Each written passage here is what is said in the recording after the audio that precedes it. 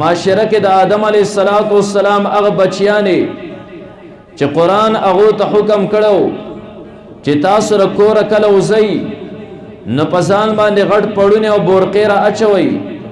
د آدم علیه السلام هغه بچیانې چې قرآن تر دې پورې حکم کړو چې خپلې خپې به هم ځمکې له په زوره نه راتړي، هسې نه چې یو بدکاره تا ته نظر در وګرځوي. تر دې پورې قرآن حکم کړو چې خپلې سترګې او نظرونه به لاندې ساتي. هغه د آدم علیه السلام هغه بچیانې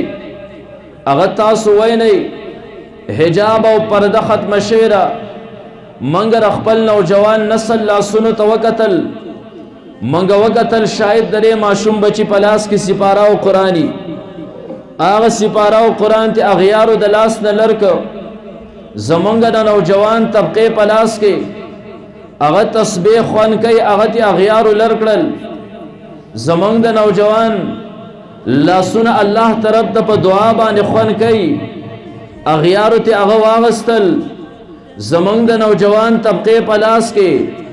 قلم او داغه سره کتاب او کاپی خوان کوي، اغیارو داغه شوق زمونږ د نوجوان د زلونو نه لر کړ. منګه په هر معاشره کې وکتل د الله غضب طرف ته کل عام خلق دعوت ورکي چې اے د الله غضب او قهر کم ځای راشه، ما اس قسم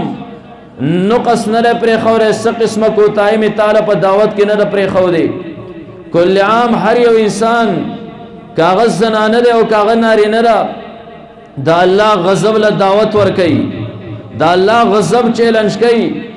نه په داسې وخت کې زموږ استادو لري ذهنونو ته یو سوال راغی وړوکی غونته چې رب سحر را پاسم زما په ذهن کې دای چې خلکو ستا غضب له دعوت ورکړې شاهد چې د ځمکه پاستر شوي، زه د ځمکې نظام وګورم بیا هم برقرار، زه یو شبه په انتظار یم رب هغه نور چې ستا د حکم تابع دی خلکو له فایده او رڼا ورکوي. شاید نن هغه درې خلکو نه بغاوت وکي، الله خلکو ستا غضب طرف ته کل عام چیلنج در کړو، شاید نن هغه نور را ونخیږي. منګه ګورو نور په خپل ټیم باندې را وخیږي، نه یو سکند تقدیم نه یو سکند تاخیر. منګه وکتل رب سپوږمۍ بیا هم په خپل ځای باندې برقرار ده، خپل کار جاری ساتي. رب څومره رحیم ذات دی. منګه وکتل شپه او ورځ بیا په خپل ټیم باندې چرې نو دا ضیا او راضي. رب څومره کریم ذات دی. منګه وی شاهد دې سمندر ته الله حکم ورکی چې بره دنیا باندې اوچت شه، دا خلق د نوح علیه السلام د طوفان غونته کې ډوب کا. رب څومره کریم ذات دی، سمندر تر بیا هم لګام ورچولې دی. منګه وکتو شاهد پر غرونو باندې الله زلزلہ راولي، دا نظام درهم او برهم کی رب بیا هم څومره کریم ذات دی، نظام بیا هم برقرار چلیږي. زمونږ ذهن ته یو سوچ راغی، یو فکر راغی، یو سوال راغی، رب دا د چا د مخه، رب دا د چا د برکته، رب وجه سره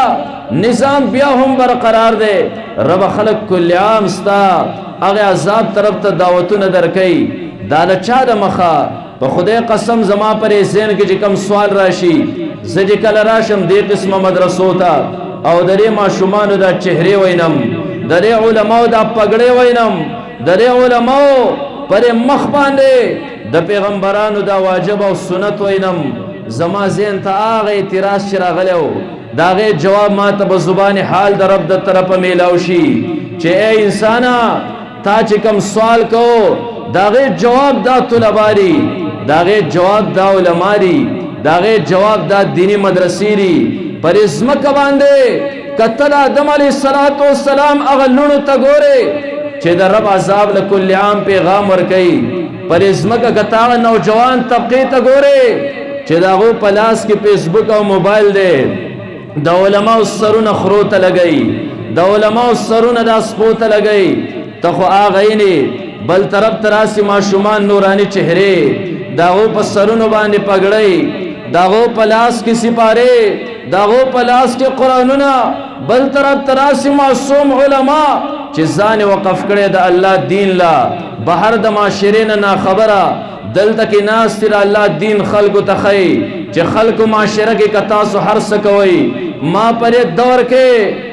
دور کې ځان هم د الله دین له وقف کړی دی زمونږ ذهن کې چې کم سوال و د هغې جواب موږ ته میلاو شو چې دنیا چې برقرار ده علما موجود دي دنیا برقرار ده نور بغاوت نه کوي سپوږمۍ بغاوت نه کوي سمندر بغاوت نه کوي شپه او ورځ بغاوت نه کوي طلبا موجود دي د قرآن درس او تدریس کیږي دا مدرسې موجود دي نن تاسو وای دا مدرسې زمونږ دپاره څومره لوی خیر دی زمونږ د بقا زمونږ چې کوم دی نو په ځمکه باندې د اوسېدو لوی سبب او ذریعه دکه نه ده نن خلک راپاسې مدرسو معاشرې له څه ورکړل په الله قسم ته چې ګرځې دا د دې طلباو د دې مدارسو د دې علماو برکت دی نن ستا پرې کلي کې چې کوم عالم ستا بچو له درس او تدریس ورکوي درته ووایه دا قرآن دی اسپتال کې زده کړو که دا قرآن دی سکول کې زده کړو که دا قرآن دی یو دکان کې زده کړو دا د مدرسې پیداوار دی مدرسې پیدا کړی دی ستا محلې له درکړی دی نن وګوره دې ماشومانو ته دا ماشومانو پر سر چې پګړی نه دې ماشومانو په سینه کې چې نن قرآن الله محفوظ کو دا د دې دینی مدرسې برکت دی نن چې ته یو خطیب ته ناست دی د جمعې په ورځ باندې تا تر اختر مسائل ښیي تا تر قربانۍ مسائل ښیي تا تر مونځ مسائل ښیي تا ته د روژې او د حج مسائل ښیي دا مدرسې پیدا کړی تالی راوستی دی نن کا ته شاته په یو حفیظ پسې ولاړې او هغه حفیظ تاله مخکې هغه د قرآن مجید ختمونه کوي دا د دې مدرسې برکت دی نن په الفاظ دیگر به تا ته دا ویما نن چې ستا ښځه ستا سره په نکاح کې را د دې مدرسې او د عالم برکت دی نن چې ستا په سر باندې ټوپۍ ده نن چې ستا په جومات کې اذان 5 ټیمه کېږي د دې مدرسې او د عالم برکت دی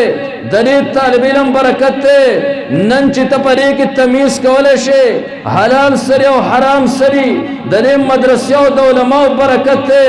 دا مدرسه له مخې نه لرکه تا ته حافظ مخکې ختم نشي درکولی دا مدرسه له مخې نه لرکه نن تا ته د قرآن حافظ او قاری دا نشي میلاوېدی نن مدرسه له مخې نه لرکه نن تا ته مبلغ په نظر باندې نشي راتلی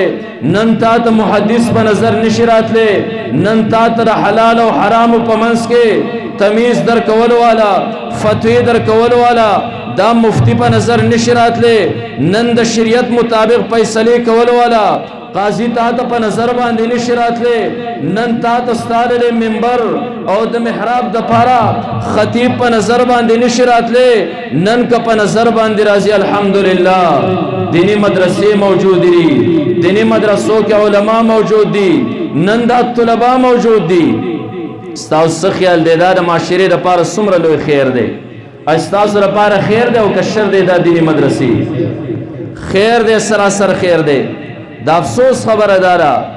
کنن ما ستاسو نه تپوسو که ستاسو دپاره خیر دی او که شر دی چا دا ونوی شر دی هر انسان وی دا خیر دی دا تپوس که زر یو زمیدار نکوم زیم زمیدار کاکا مدرسه ستا دپاره خیر دی او که شر دی هغوی د ټولو نه لوی خیر زما دپاره دی ما باغ کړو ځان لا ما ترا پته نو چې دا باغ سټیم خرڅول روا دي سټیم خرڅول ناروا دي ما ترا پته نو زر خپل فصل لا زما سره د رب څومره حق تعداد لرکم په ما د مدرسې احسان دی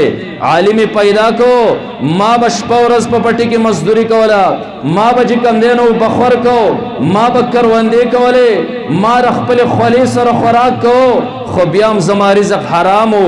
سره د هغې مشقتونو زما رزق حرامو دا خو د مدرسې لوی نعمت چې مال عالم راکو زما په محله کې او جماعت کې عالم نن ما ته وښول په دې ټیم ته باغ خرڅولی شي په دې ټیم یې مه خرڅوه په دې طریقه باندې ته فصل کوه دا جایز طریقه را په دې طریقې سره کوه دا ناجایز طریقه را نن دی عالم زماغه محنت په ما باندې حلال کو زماغه رزق چې زما د خولې په وجه باندې راختلو هغه دی عالم په ما باندې حلال کو زمیدار نه که زه تپوس وکم زمیدار وایي مدرسه خو زما لپاره لوی خیر دی ما د کلنډر کنډکټر او ډرایور نه تپوس وکړه چې ته راته ووایه ته خو اکثر د مدرسې ته فارغ نه یې، ته خو نن یو ځای سبا بل ځای، دا مدرسه ستا لپاره خیر دی او که شر دی؟ هغه وایي زما لپاره څومره خیر دی، شاهد د بل چا لپاره نه یي. هغه څنګه زما له کلي عالم دې مدرسې پیدا کړو، زه په سفر باندې روان شم، زه په 100 کیلومتره کې مخکې لاړ شم، زه د خپل محلې عالم سره رابطه وکم، مولوي صاحب دا راته ووایه په دې علاقه کې روان یم،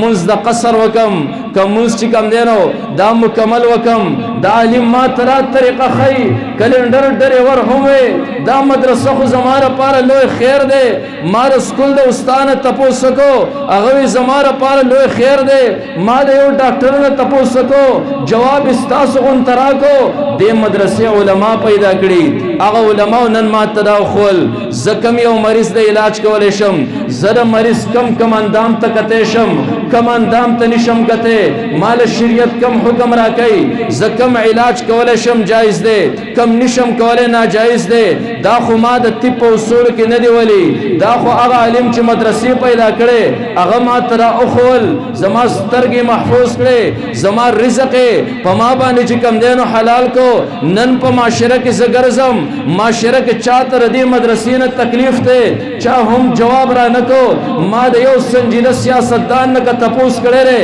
هغه وایي د ټولو نه لوی نعمت دا دینی مدرسې خو زما لپاره دي، ځکه زه پاکستان کې دننه اوسېږم، زما پاین کې خدای لیکلی دي چې د دې ملک قانون سازي به د قرآن او د حدیث په رڼا کې کېږي. زه د ملک قانون سازي کومه، زه قرآن او حدیث ګورم، ما ته دکان کې قرآن او حدیث نه میلاویږي، ما ته سکول او کالج کې نه میلاویږي، ما ته په اسپتال کې نه میلاویږي.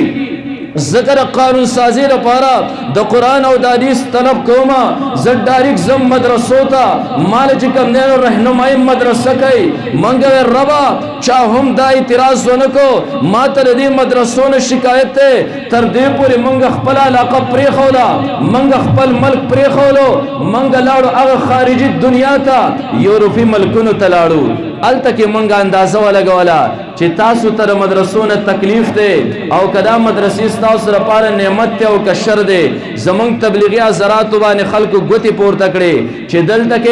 دلته د دې ځای نه روان شي، زه یورپي ملکونو کې دیو د الله د دین پرچار کوي او هلته کې دیو ته څه قسمه رکاوټ نشته، هلته کې ځي خلک اسلام طرف ته راړئ، ایس ورته هم څوک نه وایي. دې نه پته ولګېده چې دال میں کچھ کالا ہے،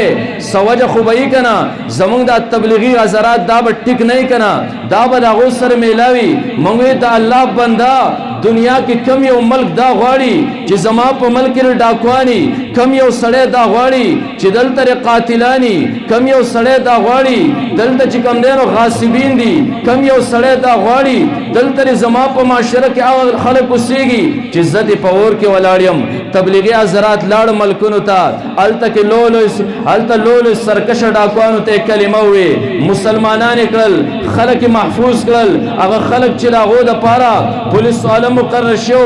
لکاو کروڑو روپۍ د هغو دپاره خرج کېدې، هغه قاتلانو ته زمونږ تبلیغي جماعتونو کلمه ووې، مسلمان یې که تر هغې ملک نه تپوس وکړه، هغه وایي زما هغه خلک سرکشه چې زه دې په اور کې ولاړم، دا د دې تبلیغي جماعت برکت دی. کم مبلغین چې د مدرسو پیداوار دی، پته ولګېده هغه اغیار هم په دې باندې باقاعده ووې، په دې باندې اقرار وکړو چې دا دیني مدرسې زما دپاره خیر دی. یو کال زموږ وفاق المدارس عربیه پاکستان د هغې دفتر ته د هغې ناظم اعلی چې دی قاري حنیف جالندري صاحب، د هغه خواله د برطانیې وزیر خارجه راغی، شاه محمود قریشي صاحب دلته وزیر خارجه لاړ د وفاق المدارس عربیه پاکستان. هلته چې کله د برطانیې وزیر خارجه ورغی نو قاري صاحب ما د تر مدرسو په کردار باندې لغون ترڼا واچوله. ما ورته دا وی چې یوازې زمونږ د ملک دپاره نه بلکې د پوره دنیا دپاره دا دینی مدرسې او لوی خیر دی. ما ته وی چې مونږ ته دې څه خیر دی؟ ما یې دا راته وویل ستا برطانیې کې مسلمانان شته وی؟ او شته. ستا د دې علاقې باشنده دي که د بهر نه راغلي؟ وی بلکل زمونږ باشنده دي. دا راته ووایه چې هلته کې اسلامي تعلیمات تا هغو ته فراهم کړي دي؟ وی نه. ما وی دا ستا ذمواري دکه نه ده چې ستا په ملک مسلمان اوسېږي اسلامي، هغو ته مسائل فراهم کول د چا کار دی؟ زما کار دی. دارا تو چالت مدرسې شته او شته هغه ته اسلام څوک مهیا کوي دار پاکستان نه راغلي علما د بنگال نه راغلي علما د هندستان نه راغلي علما